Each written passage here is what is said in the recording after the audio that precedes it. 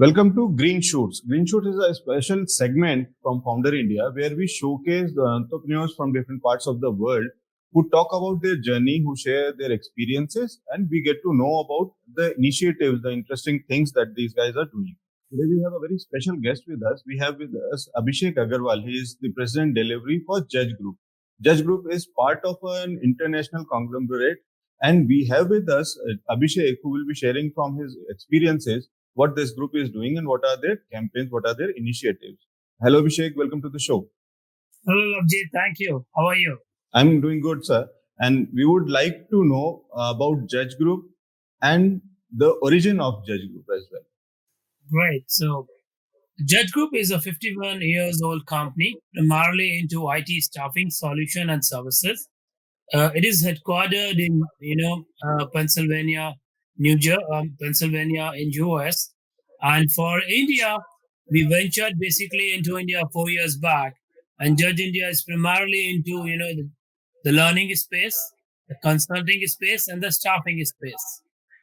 In India, we are trying to build, a great momentum by developing some new products and helping our clients, solve their IT problems with service manpower and IT solutions. That's interesting. Those are some amazing things that Judge Group is doing. So, Abhishek, while we talk of this new world which is post-COVID, in this post-COVID era, and we see that people are working from home, this virtual staffing is a big thing.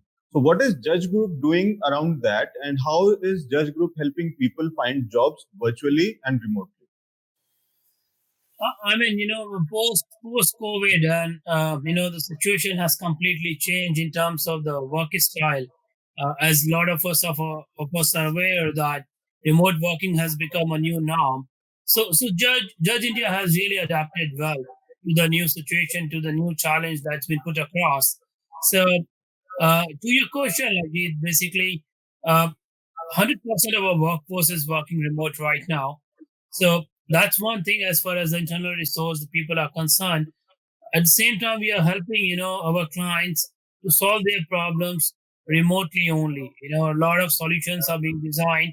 In fact, some products got designed during this time, which are actually helping a lot of our clients in the learning and basically the disaster managing space.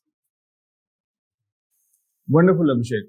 So, but then when you say that in this new era, the things have changed, how have those things helped these people in India getting jobs, or what, as an employee, as a potential employee, what should I do? What skill upgradation should I do, or what all things I should try to be more employable?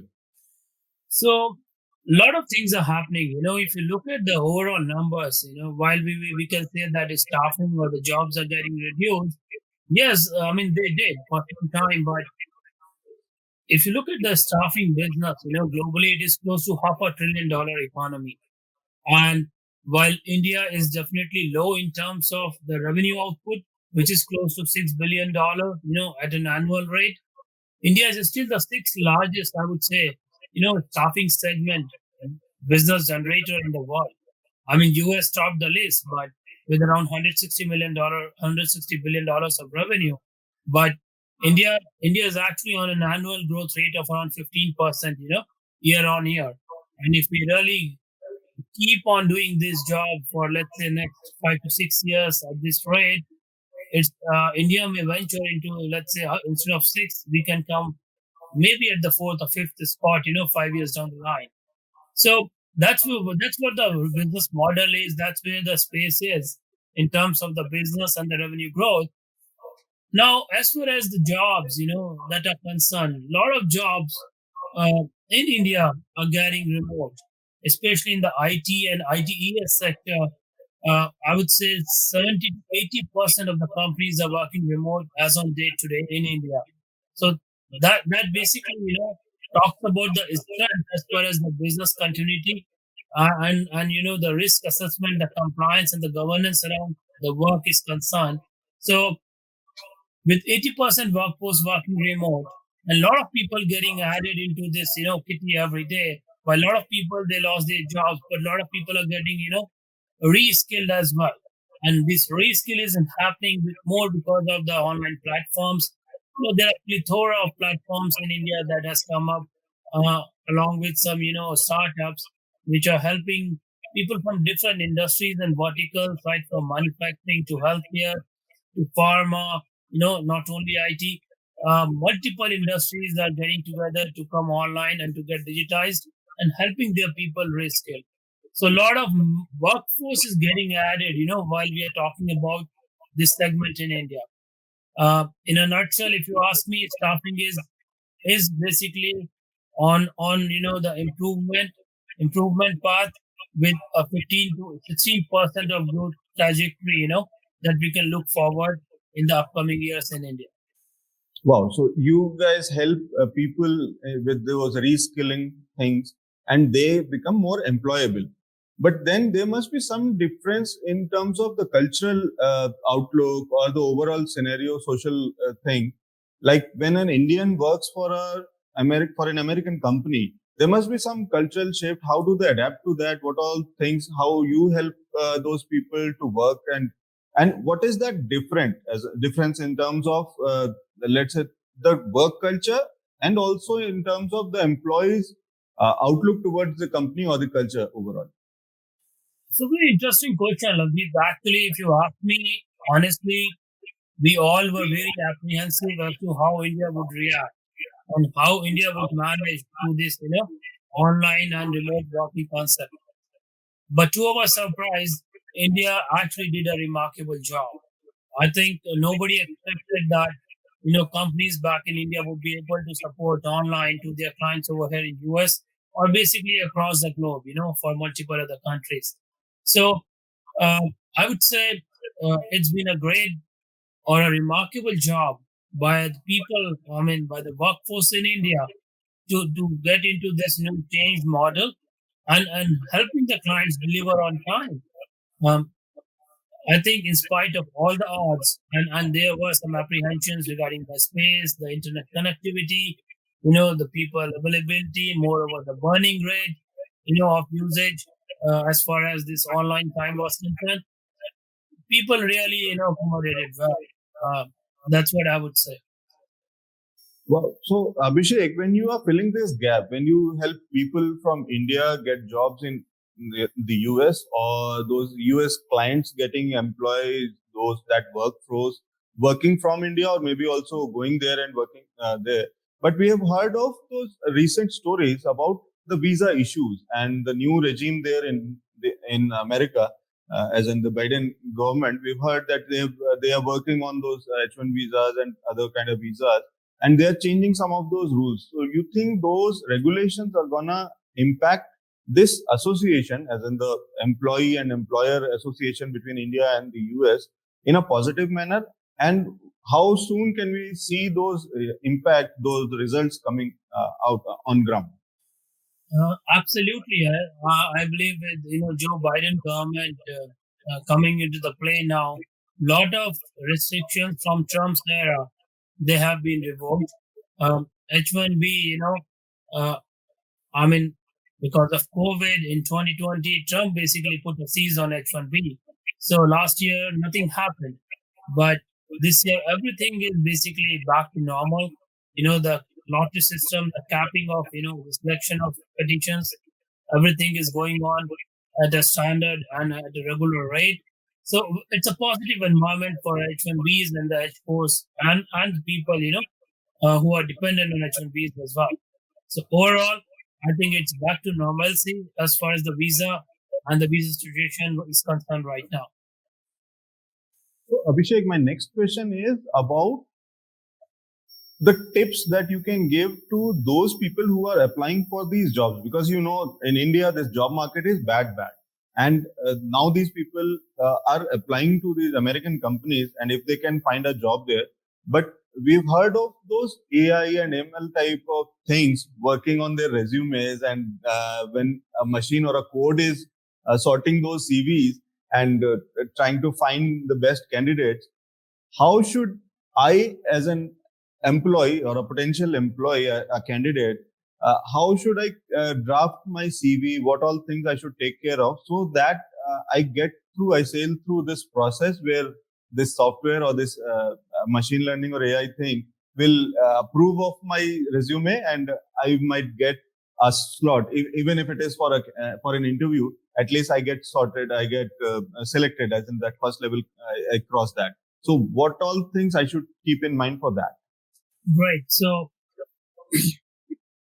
I'll answer your second question first. Uh, AI is definitely helping, a lot of people uh, as far as their skilling is concerned and their application for the jobs are concerned. So, for example, if let's say an HR a fresher out of a college wants to pursue an HR career, uh, AI would help filter, his or her profile in the right fashion so as to apply that particular resume, to the applicable job. So what AI is doing right now, AI is basically cutting a lot of lead time, which otherwise would have gone wasted. And AI at the same time is ensuring that, let's say, if there are thousands of applications, all the applications are getting scanned. Earlier, because of the human intervention, lot of, I would say, applications were not even looked into.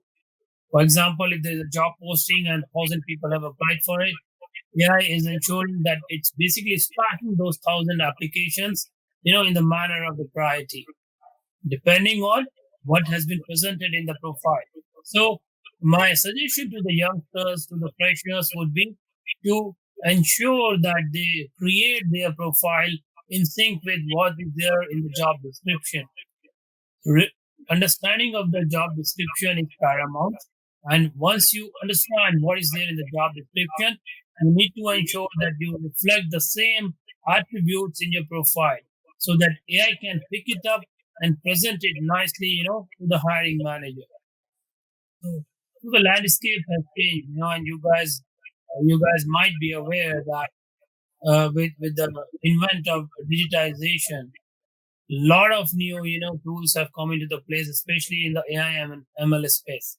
And it's a combination, while people are layman would say AI ML, but AI ML is more of, I would say, again, an IT programming that has been put into or fed into basically the machines in order to reduce the lead time, in order to make human more efficient for decision making, and at the same time to ensure that there is no breach of compliance in the entire process.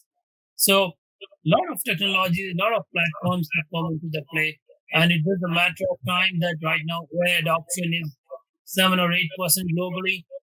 It's gonna go significantly up to almost like 35% in next decade. So, Abhishek, we understand the importance of virtual staffing and the gap that you are trying to fill. But as a sector, as a staffing sector, what are the possibilities for this sector per se, and how it can help the other sectors, and how it can play a key role in bridging these gaps or helping them grow? So, what is the potential for the staffing sector as an independent sector? No, as I said in the beginning, the possibility is very, very, I would say positive. Possibility of growth is very, very high as far as India is concerned. India is actually growing at a rate of 15%, annualized rate of 15%, and it will continue to grow at that pace. Lot of new kids on the block are getting added, because of the heavy focus on the studies or education in India. There is every year close to, around 300,000 to 400,000 freshers, especially the technical kids, are on the block, which are getting added into the mainstream. So staffing as an industry has no other choice but to basically bring these new students, new people in the mainstream and put them across the different job opportunities in India.